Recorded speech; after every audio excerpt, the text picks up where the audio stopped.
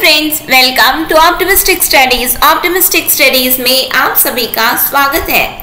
आज हम बाल विकास एवं शिक्षा शास्त्र चाइल्ड डेवलपमेंट एंड पेडागोगी के कुछ ऑब्जेक्टिव क्वेश्चन देखने जा रहे हैं।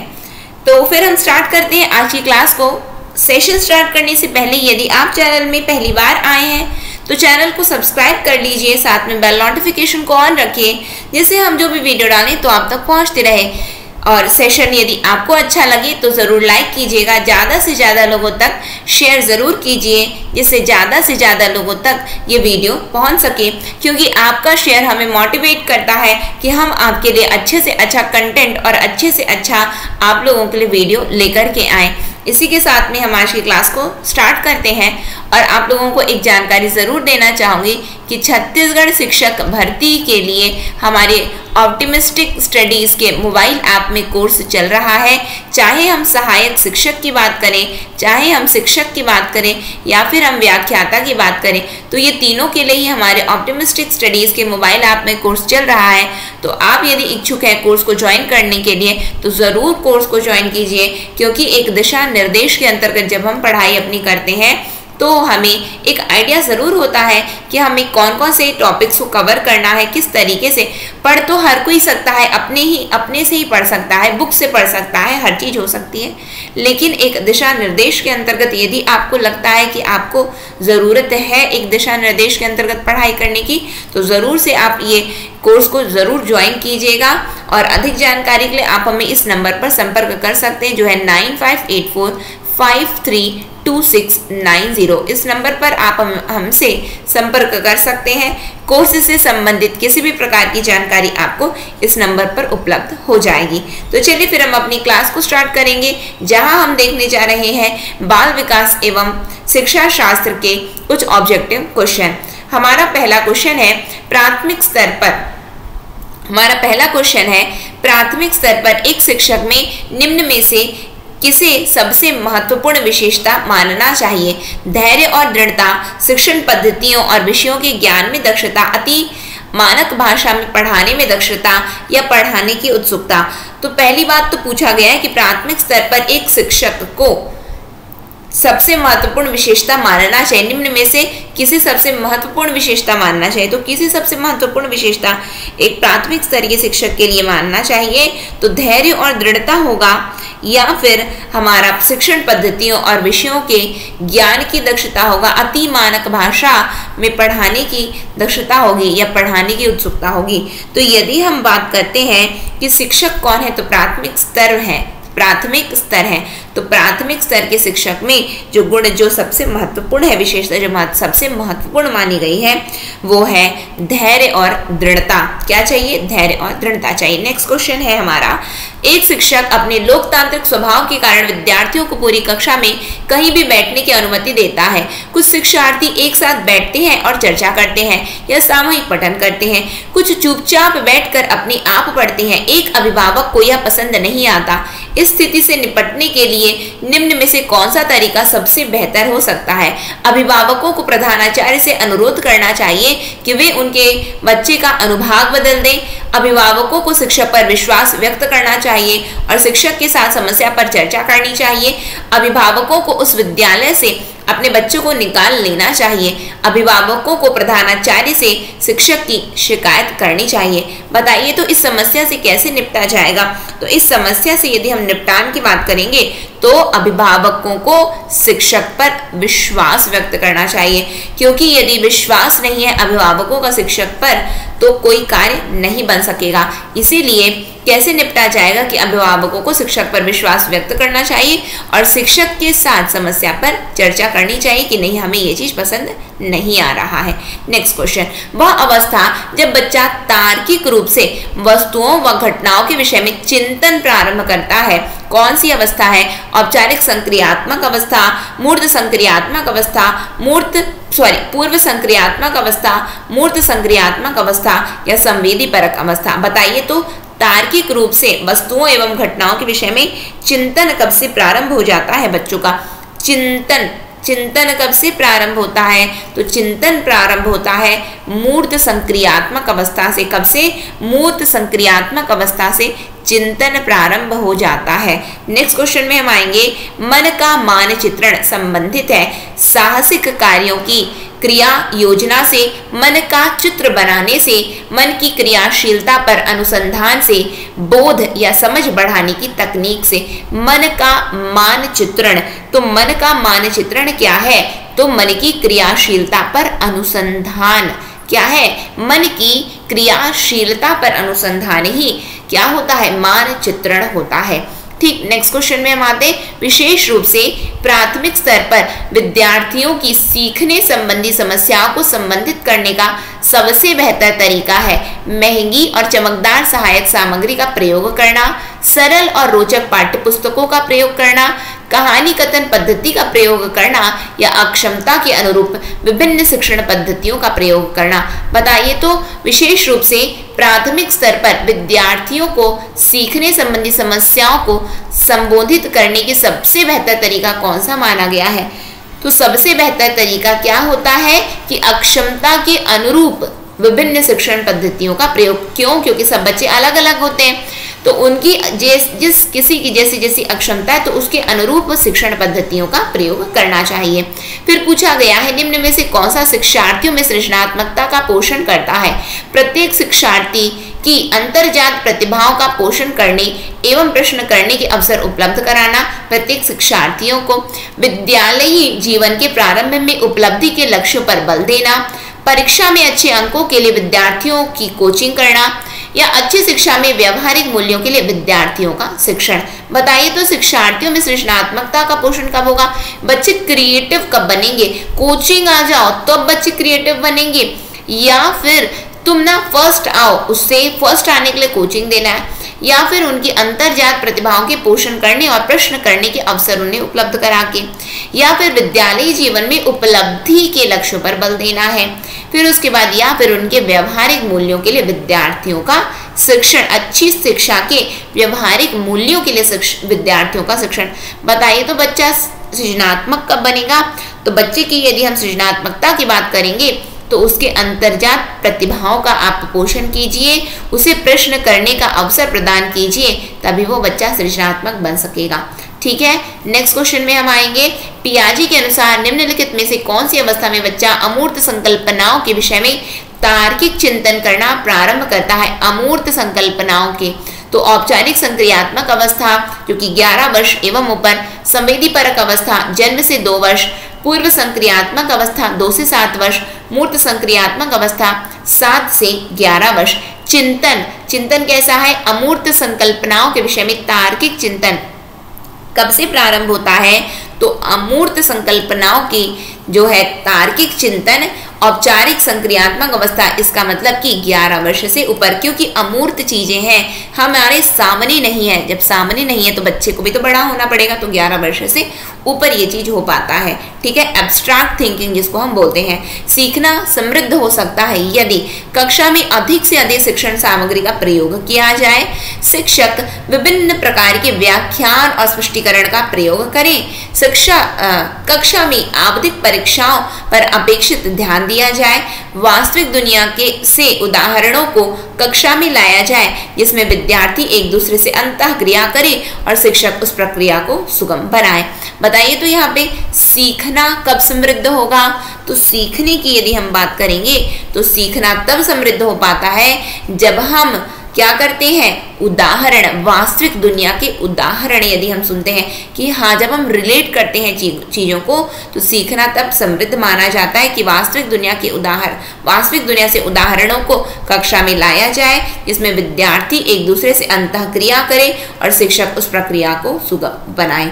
ठीक है, नेक्स्ट क्वेश्चन में हम आते हैं, निम्न में से कौन से कथन को सीखने की प्रक्रिया की विशेषता नहीं मानना चाहिए? सीखना एक व्यापक प्रक्रिया है, सीखना लक्ष्योन्मुखी होता है, अनअधिगम भी सीखने की प्रक्रिया है, शैक्षिक संस्थान ही एकमात्र स्थान है जहां अधिगम प्राप्त होता है। तो ये तो नहीं मानना चाहिए। तो नहीं की यदि हम बात करेंगे तो यहाँ पे एकमात्र बोल दिया गया, तो ऐसा जरूरी नहीं है। क्या केवल हमें विद्यालयों से शिक्षा प्राप्त होती है, शैक्षिक संस्थानों से प्राप्त होती है? जी नहीं, हम और भी जगह से तो शिक्षा प्राप्त कर सकते हैं ना। आप किससे शिक्षा प्राप्त कर रहे हैं? आप मोबाइल, यूट्यूब से शिक्षा प्राप्त कर रहे हैं, बस वैसे ही है, अपने से रिलेट कीजिए और इसको जहाँ पे भी वेग स्टेटमेंट देखिए, केवल, एकमात्र, तो यहाँ पे जो है ये मुख्यतः ऐसे जो स्टेटमेंट्स रहते हैं ये क्या होते हैं, गलत ही माने जाते हैं। ठीक है, नेक्स्ट क्वेश्चन, 5वीं कक्षा में दृष्टिबाधित विद्यार्थी के माता पिता और मित्रों द्वारा उसे दैनिक कार्यों को करने में सहायता दी जानी चाहिए या फिर दृष्टिबाधित विद्यार्थी के साथ में कक्षा में सामान्य रूप से व्यवहार किया जाना चाहिए और श्रव्य यानी कि सीडी के माध्यम से सहायता उपलब्ध कराई जानी चाहिए। दृष्टिबाधित विद्यार्थी के साथ कक्षा में विशेष व्यवहार किया जाना चाहिए या दृष्टिबाधित विद्यार्थी को निचले स्तर के कार्य करने की छूट मिलनी चाहिए। बताइए तो क्या होगा दृष्टिबाधित विद्यार्थी के साथ में? दृष्टिबाधित विद्यार्थी की यदि हम बात करेंगे तो क्या करना आवश्यक है? सामान्य रूप से व्यवहार कीजिए। क्या करना है? सामान्य रूप से व्यवहार कीजिए। ये हर एक क्षेत्र में आवश्यक है। किसी को ये नहीं दिखाना है कि तुम में ये कमी है कि क्या है, जी नहीं, सामान्य रूप से व्यवहार करना है। ठीक, नेक्स्ट क्वेश्चन, निम्न में से कौन सा बच्चे की सामाजिक मनोवैज्ञानिक आवश्यकताओं के साथ संबंध नहीं है? संवेगात्मक सुरक्षा की आवश्यकता, शरीर से अपशिष्ट पदार्थों का नियमित रूप से बाहर निकलना, सानिध्य यानी कि संगति की आवश्यकता, सामाजिक अनुमोदन अथवा सराहना की आवश्यकता। ये बताइए कि सामाजिक मनोवैज्ञानिक आवश्यकताओं के साथ संबद्ध कौन सा नहीं है? तो सामाजिक मनोवैज्ञानिक आवश्यकताओं के साथ में हम संबंध की बात करेंगे। ये बताइए संवेगात्मक सुरक्षा की आवश्यकता जरूरी है क्या? जी हाँ, इमोशनली हम क्या जो ये बोलते हैं ना, हमारे इमोशंस को तो संभाल के रखना है। सानिध्य संगति की आवश्यकता, हम लोगों के सानिध्य में बहुत कुछ सीख लेते हैं। सामाजिक अनुमोदन अथवा सराहना की आवश्यकता है। देखो उसका बेटा कैसे फर्स्ट आया है, बहुत खुश हो रहे हैं हम, और भी पढ़ रहे हैं कि नहीं हमारी तारीफ होती है, हम उनकी तारीफ हो रही है, हमको भी तारीफ लेनी, हम भी पढ़ेंगे। तो सामाजिक अनुमोदन अथवा सराहना की आवश्यकता तो पड़ती ही है सामाजिक मनोवैज्ञानिक में। किंतु आप ये बताइए शरीर से अपशिष्ट पदार्थों का नियमित रूप से बाहर निकलना, ये सामाजिक मनोवैज्ञानिक आवश्यकताओं के अंतर्गत नहीं आता है। तो हमारा ऑप्शन नंबर बी यहाँ पे करेक्ट है। वह कौन सा कथन है जहाँ बच्चे के संज्ञानात्मक विकास को सबसे बेहतर तरीके से परिभाषित किया जा सकता है? विद्यालय एवं कक्षा पर्यावरण, सभागार, घर, खेल का मैदान। तो संज्ञानात्मक विकास को सबसे बेहतर तरीके से यदि हम बात करें कि कहाँ परिभाषित करेंगे, तो विद्यालय एवं कक्षा पर्यावरण। क्यों? क्योंकि संज्ञानात्मक विकास है कि बच्चा कितना होशियार है, तो बच्चा कितना होशियार है कहाँ पे पता चलेगा? तो विद्यालय तथा कक्षा का पर्यावरण होगा, तो वहां पे पता चलेगा। नेक्स्ट क्वेश्चन हमसे पूछा गया है कि डैश को एक अभिप्रेरित शिक्षण का संकेतक माना जाता है। किसे? शिक्षक द्वारा दिया गया उपचारात्मक कार्य, विद्यार्थियों द्वारा प्रश्न पूछना, या कक्षा में एकदम खामोशी, या कक्षा में अधिकतम उपस्थिति। तो यहाँ पे पूछा गया है अभिप्रेरित शिक्षण का संकेतक क्या है? अभिप्रेरित शिक्षण का संकेतक की यदि हम बात करेंगे तो यहाँ पे क्या होगा कि विद्यार्थियों द्वारा जब प्रश्न पूछा जाएगा तो ये अभिप्रेरित शिक्षण का संकेतक माना गया है कि बच्चे पूछें, यही होता है अभिप्रेरित शिक्षण का संकेतक। ठीक है, नेक्स्ट क्वेश्चन में हम आते हैं।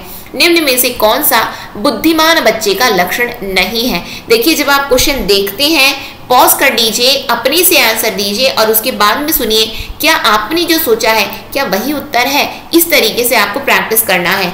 ठीक है, निम्न में से कौन सा बुद्धिमान बच्चे का लक्षण नहीं है? वह जो प्रवाहपूर्ण एवं उचित तरीके से संप्रेषण करने की क्षमता रखता है, वह जो अमूर्त रूप से सोचता रहता है, वह जो नए परिवेश में स्वयं को समायोजित कर सकता है, वह जो लंबे निबंधों को बहुत जल्दी रटने की क्षमता रखता है। नहीं है पूछा गया, बुद्धिमान बच्चे का लक्षण नहीं है, तो रटना नहीं है। क्यों? क्योंकि कभी भी शिक्षकों के द्वारा ये नहीं कहा जाता कि आप लोग रट लीजिए, समझाया जाता है। शिक्षकों के द्वारा क्या किया जाता है? समझाया जाता है। तो रटना बोल दिया गया तो ये हमारा यानी कि लक्षण नहीं है, तो नहीं पूछा गया तो यही हमारा करेक्ट आंसर हो जाएगा। ठीक है, नेक्स्ट क्वेश्चन में हम आते हैं। बच्चे दुनिया के बारे में अपनी समझ का सृजन करते हैं, इसका श्रेय किसे जाता है? पावलोव को, कोलबर्ग को, स्किनर को या पियाजे को? किसने कहा कि बच्चे दुनिया के बारे में अपनी समझ का सृजन करते हैं, वो अपने तरीकों से समझते हैं? तो अपने तरीके से किसने कहा है? पियाजे ने बताया है कि बच्चे दुनिया के बारे में अपनी समझ का सृजन करते हैं, पियाजे ने कहा है। ठीक है। कृतिका अक्सर घर में ज्यादा बात नहीं करती, लेकिन विद्यालय में वह काफी बात करती है। यह दर्शाता है, क्या दर्शाता है? शिक्षकों की यह मांग होती है कि बच्चे विद्यालय में खूब बातें करें। कृतिका को अपना घर बिल्कुल पसंद नहीं है, उसके विचारों को विद्यालय में मान्यता मिलती है। विद्यालय हर समय बच्चों को खूब बात करने का अवसर देता है। बताइए तो यहाँ पे क्या होगा? ज्यादा बात नहीं करती है, लेकिन वो स्कूल में जैसी जाती बात करने लगती। तो ये क्या चीज को दर्शाया है? तो ये दर्शाता है कि विद्यालय में उनके विचारों को विद्यालय में मान्यता मिलती है। घर में बोल दिया, अरे चुप रहो तुम छोटी बच्ची हो, बात नहीं कर, अभी मत बोलो, ये है। तो लेकिन वहां पे वो पा रही है कि उसके विचारों को विद्यालय में मान्यता मिल रही है और वो वहां पे बोलती है। ठीक है। नेक्स्ट क्वेश्चन में हम आते हैं। एक शिक्षक को अपने विद्यार्थियों की क्षमताओं को समझने का प्रयास करना चाहिए। निम्नलिखित में से कौन सा क्षेत्र इस उद्देश्य के साथ संबद्ध है? सामाजिक दर्शन, मीडिया मनोविज्ञान, शिक्षा मनोविज्ञान या शिक्षा समाज शास्त्र? हमसे पूछा गया है कि एक शिक्षक को अपने विद्यार्थियों की क्षमताओं को समझने का प्रयास करना चाहिए। तो प्रयास करने की बात कही गई है यहाँ पे कि बच्चों के क्षमताओं को समझिए। तो बच्चों की क्षमताओं को समझने की बात करें तो ये क्या है कि हम बच्चों को समझ रहे हैं। बच्चों को समझना मतलब कि शिक्षा मनोविज्ञान क्या कहता है? शिक्षा मनोविज्ञान कहता है कि व्यवहार का विज्ञान क्या कहलाता है? मनोविज्ञान कहलाता है। शिक्षा के क्षेत्र में मनोविज्ञान शिक्षा मनोविज्ञान कहलाता है। इसका मतलब हम क्या कर रहे हैं? शिक्षा के क्षेत्र में विद्यार्थियों के व्यवहार का अध्ययन करते हैं शिक्षा मनोविज्ञान के अंतर्गत। और ये वही तो है कि विद्यार्थियों की क्षमताओं को समझने का प्रयास करना चाहिए। तो ये किसके अंतर्गत आता है? तो ये आता है शिक्षा मनोविज्ञान के अंतर्गत। ठीक है। नेक्स्ट क्वेश्चन में हम आते हैं। नेक्स्ट क्वेश्चन हमारा, सीखने की प्रक्रिया में अभिप्रेरणा पिछले सीखे हुए को नए अधिगम से अलग करती है, शिक्षार्थियों को एक दिशा में सोचने के योग्य बनाती है, शिक्षार्थियों में सीखने के प्रति रुचि का विकास करती है या शिक्षार्थियों की स्मरण शक्ति को पैना बनाती है। बताइए तो सीखने की प्रक्रिया में अभिप्रेरणा क्या करती है? अभिप्रेरणा यहाँ करती है कि क्या करेगी? शिक्षार्थी में सीखने के प्रति रुचि का विकास कर देगी। क्यों? क्योंकि अभी प्रेरित हो रहे हैं हम, मोटिवेट और ज्यादा हो रहे हैं, तो शिक्षार्थी में सीखने के प्रति रुचि का विकास करती है। क्योंकि जब हम किसी चीज के लिए अभी प्रेरित रहते हैं तो हम बिल्कुल उसे सीखते हैं। क्या? बिल्कुल सीख रहे हैं। ठीक है। नेक्स्ट क्वेश्चन, शिक्षा के क्षेत्र में पाठ्यचर्या शब्दावली डैश की ओर संकेत करती है। तो पाठ्यचर्या मतलब क्या होता है? बताइए तो विद्यालय का संपूर्ण कार्यक्रम जिसमें विद्यार्थी प्रतिदिन अनुभव प्राप्त करते हैं, मूल्यांकन प्रक्रिया, कक्षा में प्रयुक्त की जाने वाली पाठ्य सामग्री या शिक्षण पद्धति एवं पढ़ाई जाने वाली विषय वस्तु। इंपॉर्टेंट क्वेश्चन है, इस तरीके के प्रश्न अक्सर पूछे जाते हैं। पाठ्यचर्या शब्दावली, कैरिकुलम मतलब क्या होता है? बताइए तो कैरिकुलम का क्या मीनिंग होता है? तो कैरिकुलम का मीनिंग होता है, पाठ्यचर्या का मतलब होता है संपूर्ण कार्यक्रम। बस इतना याद रख लीजिएगा, संपूर्ण कार्यक्रम जिसमें विद्यार्थी प्रतिदिन अनुभव प्राप्त करते हैं, यही होता है पाठ्यचर्या। ठीक है, कैरिकुलम जिसको हम बोलते हैं। निचली कक्षाओं में शिक्षण की खेल पद्धति मूल रूप से आधारित है, किस पर आधारित है? शिक्षण पद्धतियों के सिद्धांतों पर, विकास एवं वृद्धि के मनोवैज्ञानिक सिद्धांतों पर, शिक्षण के समाजशास्त्री सिद्धांतों पर या शारीरिक शिक्षा कार्यक्रम के सिद्धांतों पर। बताइए तो निचली कक्षाओं में शिक्षण की खेल पद्धति किस पर आधारित है? तो शिक्षण की पद्धति, शिक्षण की खेल पद्धति आधारित होती है विकास एवं वृद्धि के मनोवैज्ञानिक सिद्धांतों पर। क्यों खिलवाया क्यों जा रहा है? जिससे बच्चे का विकास हो, वृद्धि हो, विकास हो, वृद्धि हो। विकास कि हर एक क्षेत्र में बच्चा सीख रहा है, गुणात्मक। ठीक है, और ये क्या है? ये यहाँ पे होता क्या है? वृद्धि के अंतर्गत कौन सा पक्ष आता है? विकास के अंतर्गत गुणात्मक पक्ष आ गया। वृद्धि के अंतर्गत क्या आएगा? वृद्धि के अंतर्गत किस तरीके से बच्चे का विकास, बच्चे का ग्रोथ हो रहा है। बच्चे का ग्रोथ मतलब उसकी जो विभिन्न अवस्थाओं के अनुसार उसका जो ग्रोथ होता है, तो वृद्धि के अंतर्गत आ जाता है। तो इसके विकास एवं वृद्धि के मनोवैज्ञानिक सिद्धांतों पर बल दिया जाता है। शिक्षण की खेल पद्धति मूल रूप से इस पर आधारित होती है। ठीक है, एक बच्चा अतीत की समान परिस्थिति में की गई अनुक्रियाओं के आधार पर नई स्थिति के प्रति अनुक्रिया करता है।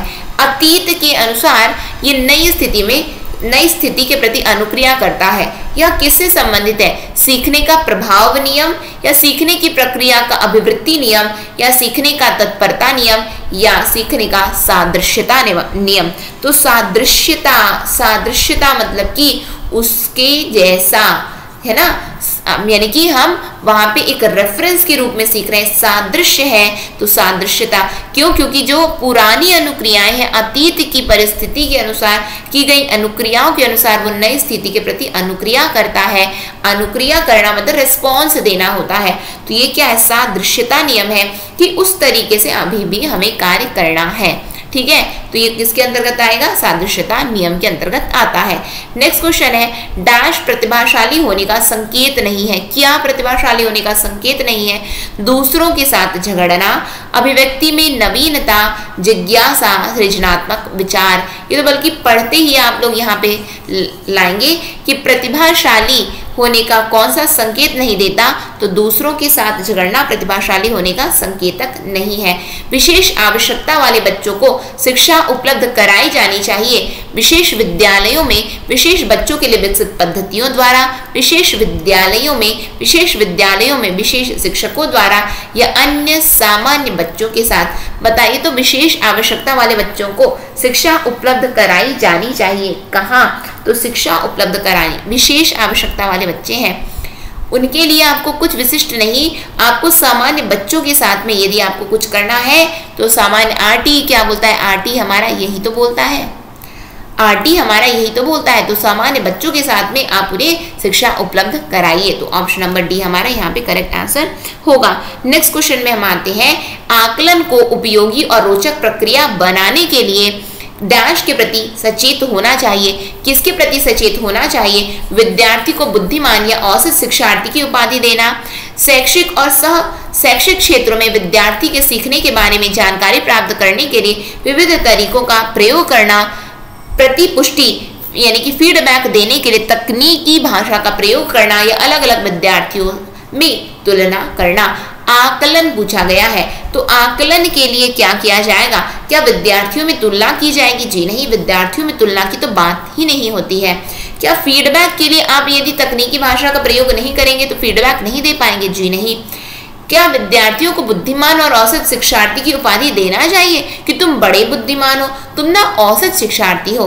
तो ये क्या सही है? जी नहीं, ये सभी बातें गलत है। तो जब सभी बातें गलत है तो एक बचा हुआ वो बिल्कुल सही ही होगा, क्योंकि क्या बोलता है कि शैक्षिक और सह शैक्षिक क्षेत्रों में विद्यार्थी के सीखने के बारे में जानकारी प्राप्त करने के लिए विविध तरीकों का प्रयोग कीजिए। कि बच्चा जरूरी नहीं है कि प्रत्येक बच्चा एकेडमिक में सही हो। बहुत सारे बच्चे एकेडमिक्स में सही नहीं होते, उनकी परफॉर्मेंस अच्छी नहीं आती, परसेंटेज अच्छे नहीं आते, लेकिन बाकी फील्ड में तो अच्छे होते। महेंद्र सिंह धोनी जब उन्होंने अपने करियर की शुरुआत की तो वो तो नहीं पढ़े लिखे थे इतना ज़्यादा, लेकिन फिर भी उन्होंने करियर की शुरुआत की ना। तो बस वही है, यहाँ से हमें उदाहरण लेना चाहिए कि हम यदि बात करेंगे तो सीखने के बारे में बच्चा शैक्षिक और सह शैक्षिक को करिकुलर एक्टिविटीज़ जो होती है उसके बारे में कि आप जानकारी प्राप्त कीजिए और विविध तरीकों का प्रयोग करिए। क्या करने के लिए? आकलन के लिए उपयोगी और रोचक ये प्रक्रिया मानी गई है। ठीक है। डिसलेक्सिया किससे संबंधित है? डिसलेक्सिया किससे संबंधित होता है? गणितीय विकार से, पठन विकार से, व्यवहार संबंधी विकार से, या इनमें से कोई नहीं। ऑप्शन नंबर डी क्या है? इनमें से कोई नहीं। बताइए तो डिसलेक्सिया किससे संबंधित है? डिसलेक्सिया, तो लेक्सिया यदि आप देखिए तो क्या है ये? तो डिसलेक्सिया संबंधित होता है हमारा पठन विकार से, यानी कि ये क्या है? रीडिंग डिसेबिलिटी है। कौन सी डिसेबिलिटी है? रीडिंग डिसेबिलिटी मानी गई है डिसलेक्सिया। ठीक है। नेक्स्ट क्वेश्चन में हम आ जाते हैं। नेक्स्ट क्वेश्चन क्या है हमारा? बच्चों की सीखने की प्रक्रिया में माता पिता को डैश की भूमिका निभानी चाहिए। किसकी? अग्रोन्मुख की, सहानुभूतिपूर्ण, तटस्थ या नकारात्मक। तो ये तो बिल्कुल पढ़ते ही साथ में काट दीजिए। तो बच्चों की सीखने की प्रक्रिया में माता पिता कौन सी भूमिका निभाते हैं? सहानुभूति, जी नहीं। तटस्थ हो जाए, न्यूट्रल हो जाए, सीखना है सीखो, नहीं सीखना मत सीखो, अपने को क्या करना है, जी नहीं। माता पिता वहां भूमिका निभाते हैं अग्रोन्मुखी की, यानी कि माता पिता बढ़ चढ़ कर के बच्चों को सिखाते हैं कि हाँ ये है, ऐसा है, वैसा है, ठीक है। नेक्स्ट क्वेश्चन में हम आते हैं। विकास कभी न समाप्त होने वाली प्रक्रिया है। यह विचार किससे संबंधित है? निरंतरता का सिद्धांत, एकीकरण का सिद्धांत, अंतःक्रिया का सिद्धांत, अंतः संबंध का सिद्धांत। बताइए तो कभी ना समाप्त होने वाली प्रक्रिया यानी कि निरंतर चल रही है। तो जो प्रक्रिया निरंतर चल रही है तो उसे हम क्या कहते हैं? तो उसे हम निरंतरता का सिद्धांत कहते हैं। सीखने के अंतःदृष्टि सिद्धांत को किसने बढ़ावा दिया? तो अंतःदृष्टि सिद्धांत को बढ़ावा देने वाले क्या वो पैवलोव है, क्या जीन पियाजे है, या वाइगोत्स्की है, या गेस्टॉल्ट सिद्धांतवादी है? बताइए तो अंतःदृष्टि सिद्धांत को किसने बढ़ावा दिया है? तो अंतःदृष्टि सिद्धांत को बढ़ावा देने वाले हैं गेस्टॉल्ट। कौन है? गेस्टॉल्ट सिद्धांतवादी हैं, ठीक है। नेक्स्ट क्वेश्चन में हम आ जाते हैं।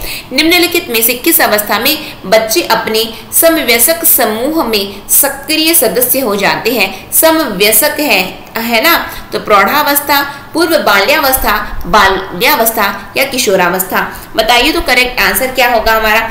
समवयस्क, यानी कि अपनी उम्र, है ना, समवयस्क समूह में के सक्रिय सदस्य हो जाते हैं। तो ये किस अवस्था में आ चुके हैं? तो ये किशोर हो चुके हैं, किशोरा अवस्था आ चुकी है उनकी, ठीक है। नेक्स्ट क्वेश्चन में हम आते हैं।